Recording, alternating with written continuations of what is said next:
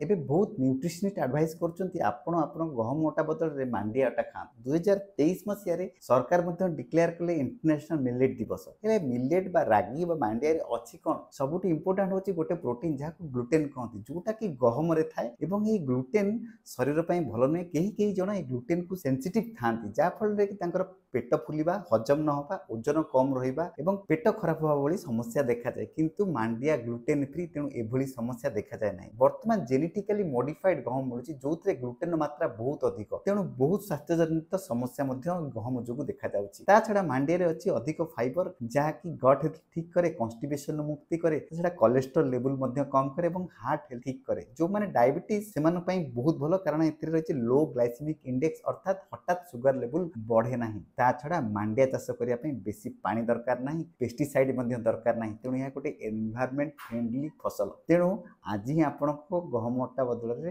ମାଣ୍ଡିଆ ଅଟାକୁ ପଳେଇ ଆସନ୍ତୁ। ଭିଡ଼ିଓଟିକୁ ସେୟାର ନିଶ୍ଚୟ କରନ୍ତୁ। ଧନ୍ୟବାଦ।